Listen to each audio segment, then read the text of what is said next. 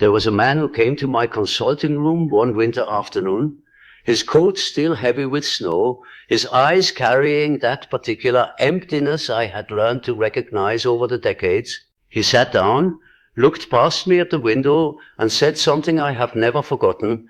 He said, "Doctor, I have decided that nothing matters anymore, and for the first time in years I feel free." I watched him carefully. I did not respond at once, because I knew that within this single sentence lay two entirely different men, two opposing destinies. One led to the dissolution of the soul, the other led to its awakening. And the terrifying truth was this: from the outside, the two paths looked almost identical. I have spent my life observing this strange phenomenon in modern men and women. The phrase "act as if nothing matters" has traveled through our collective psyche like a quiet virus, sometimes appearing as wisdom, sometimes as surrender, sometimes as the deepest revelation a person can have, and sometimes as the most cunning disguise the shadow has ever invented. And I want to tell you tonight, in the way one tells a story by the fire when the world has gone silent, what I came to understand about this dangerous and luminous phrase.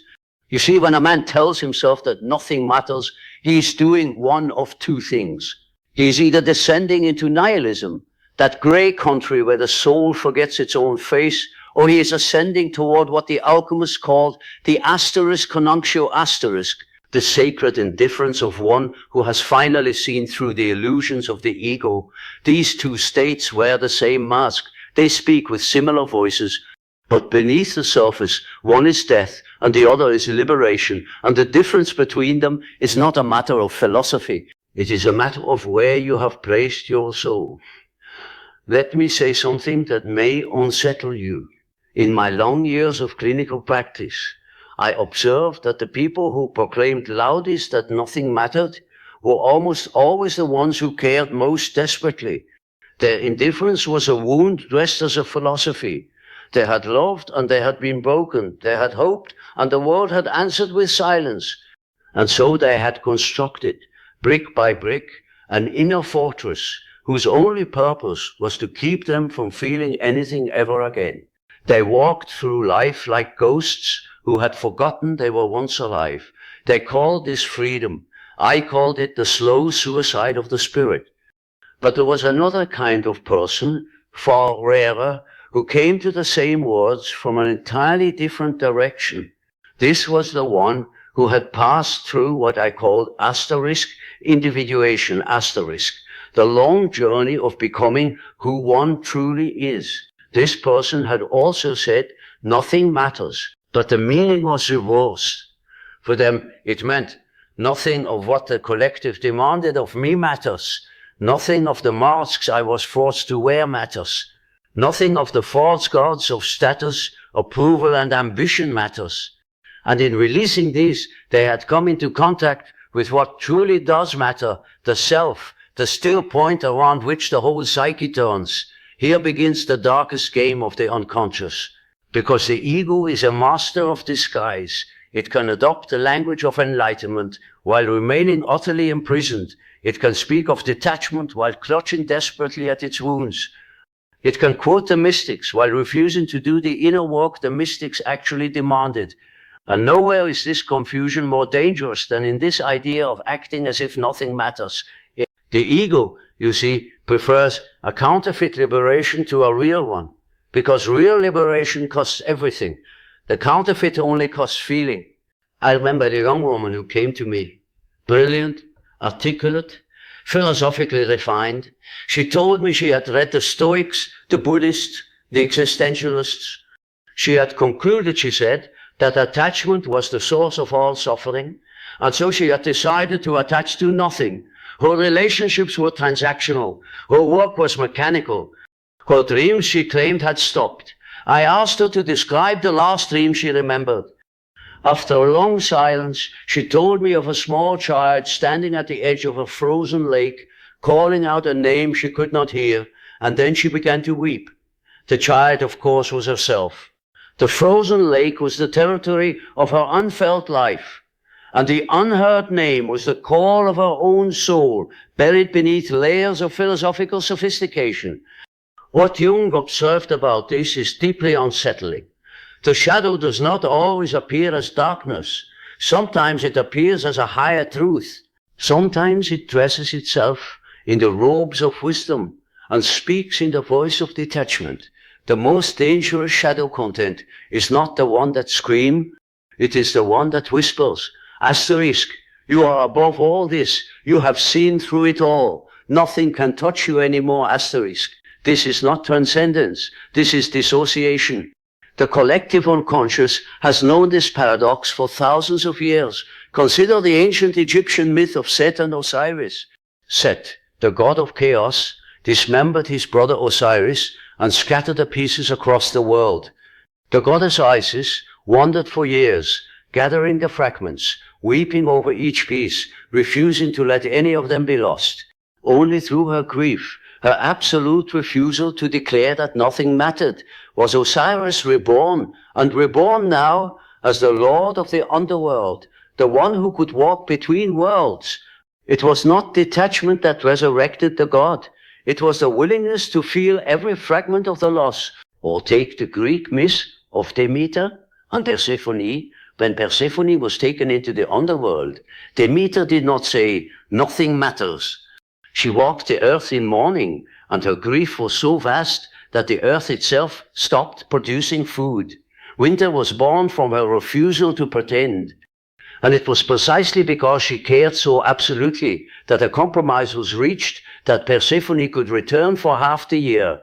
The cycles of life and death were forged in the fires of a mother who refused to act as if nothing mattered. Now let me share something the alchemists understood that we have largely forgotten. They spoke of 3 stages of transformation.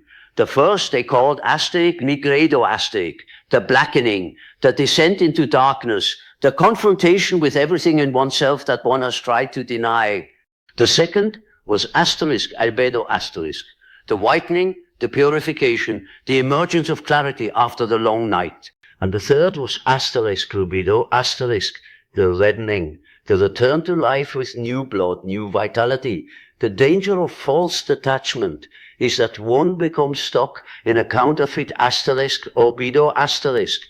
One mistakes numbness for clarity, and one never reaches the asterisk rubido asterisk, the return to passionate engagement with life, but engagement now informed by depth. The detail most people overlook hides precisely here. True detachment does not feel like nothing. True detachment feels like everything, but without the desperate grasping.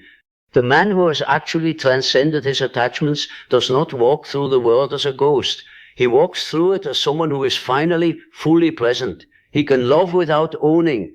He can lose without collapsing. He can engage without being consumed. The false detachment makes a man smaller. The true detachment makes him larger than he ever imagined possible. I want to speak now about what I have observed in the spirit of our time. We live in an age that has in many ways made a false version of nothing matters into a kind of secular religion. The young people who come to me speak of being unbothered, of having moved beyond the foolishness of investing themselves in anything. They scroll through endless images of catastrophe and beauty with the same flat affect. They have been taught, by forces they do not fully understand, that caring is weakness, that meaning is naive, that the cool soul is the one that has frozen itself solid. Modern man has lost his gods, but not his need for them. And in the absence of gods, he has erected the shrine of indifference. He worships at the altar of the unbothered. He confuses cynicism with intelligence and numbness with depth. But the soul, which is older and wiser than the ego, knows the difference. The soul knows when it is being starved, and it sends its messengers, the symptoms, the depressions, the strange anxieties that arrive without cause, the dreams of drowning and falling. These are not disorders, these are protests. They are the soul refusing to accept the lie that nothing matters. What mythology has been trying to tell us for centuries is that the human being is not made for indifference. We are made for participation. We are made for relationship. We are made above all for meaning. When we attempt to live without these, something in us begins to die.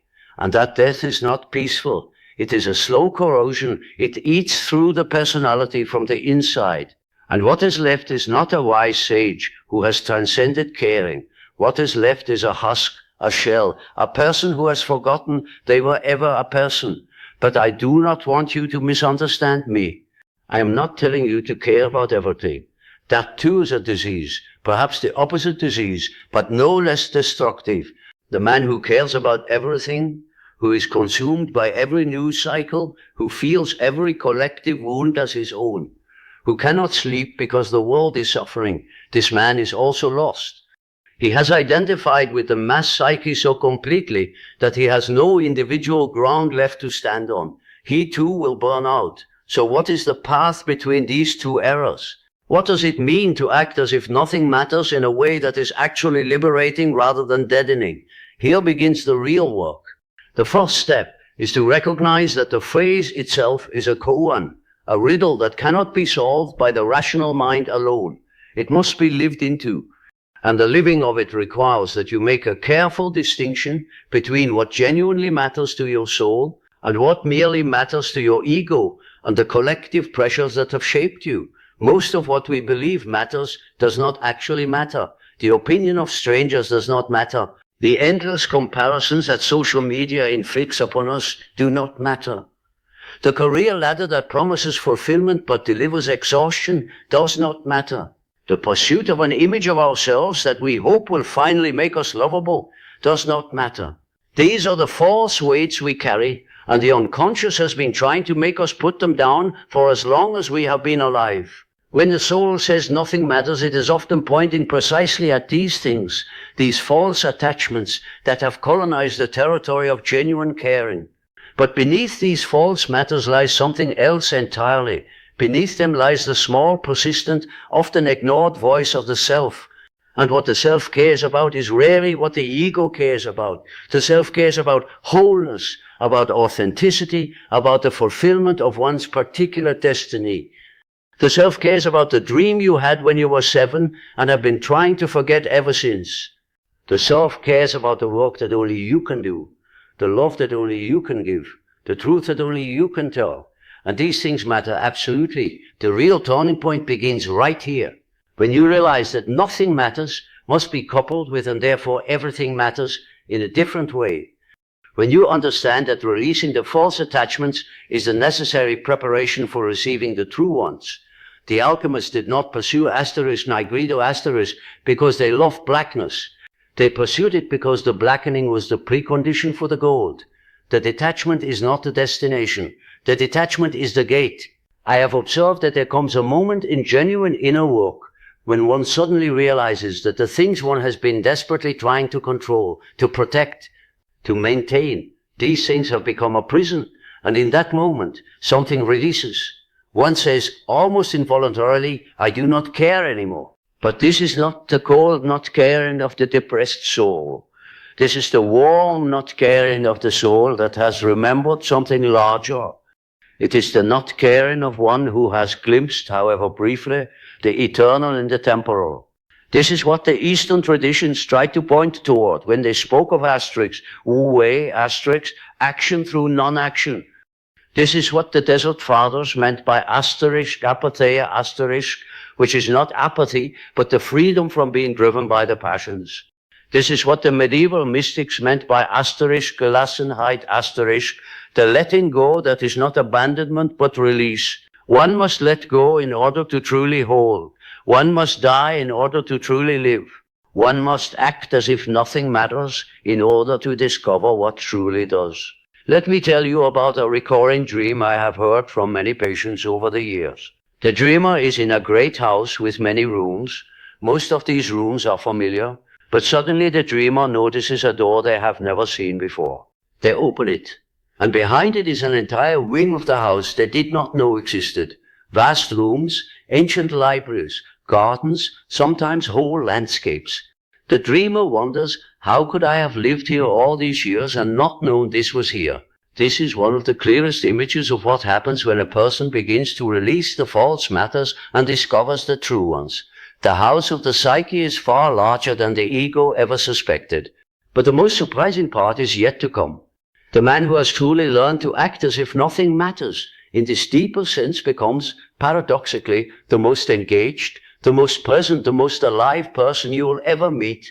He laughs more easily. He weeps more freely. He loves without calculation. He works without drivenness. He participates in life with the wholehearted attention of a child, and yet with the wisdom of one who has seen through the illusions of the world. He is not detached from life.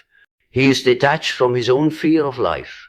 And there is a vast difference between these two states. I want to address something that I have seen cause great confusion. There are people who, in attempting this teaching, have ended up in a worse place than where they started. They have used nothing matters as a justification for irresponsibility, for cruelty, for the abandonment of those who depended on them. The genuine release of false attachments does not free you from your responsibilities to others. It frees you to fulfill them more fully, more honestly, more lovingly, because you are no longer fulfilling them out of fear or guilt or the need for approval. The mother who has truly learned this teaching does not abandon her children. She loves them more, but she loves them in freedom, not in anxiety. The artist who has truly learned this teaching does not stop creating. He creates more, but he creates from inspiration rather than from the desperate need to prove himself. The fruits of true detachment are always more love, more presence, more engagement, never less. Here we come to one of the deepest paradoxes of the soul. The more you care about everything in the conventional sense, the less you are actually able to give. The more you grasp at meaning, the more meaning slips through your fingers. The more you try to make life matter through force of will, the emptier life becomes. And conversely, and this is the great mystery, the moment you genuinely release your grip, in that moment something opens, life rushes in. Meaning floods through you without you having to manufacture it. You become, perhaps for the first time, a vessel rather than a fortress. This is what I came to understand as the secret of the asterisk, self-asterisk. The self is not something you achieve. The self is something that emerges when the ego finally stops trying to be God.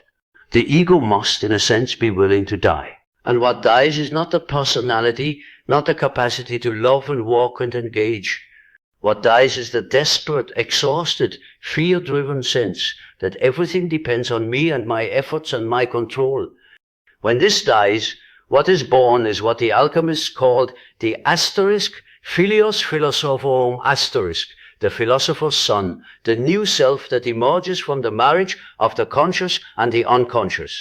This new self acts in the world but is not consumed by it.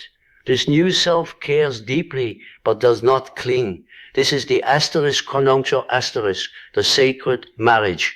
And it cannot be reached except through the willingness to release. I have noticed that this teaching is most needed at certain critical junctures of life. It is needed in the middle of life when a person realizes that the ambitions of the first half have been achieved or have failed, and either way have not delivered what was promised. It is needed after a great loss when the world that one had carefully constructed collapses. In all these moments, the soul is asking, in its own coded language, are you ready now to release what was never essential, so that you can finally meet what is? And the strange thing, the wonderful and terrifying thing, is that the answer to this question is almost always met with resistance. The ego will fight, will rationalize, will distract, will do anything to avoid the genuine confrontation. This is why so many people suffer the same losses repeatedly throughout their lives. The lesson keeps returning because it has not been learned. The teacher keeps knocking because the door has not been opened. And the teaching is always the same: release, release, release, so that you may finally receive. So I want to leave you tonight with something to carry into your days. Begin to ask yourself, in moments when you feel the weight of caring too much about things that do not deserve your caring, asterisk, does this truly matter to my soul, or does it only matter to my ego? Asterisk. And when you find it is only the ego, practice releasing it.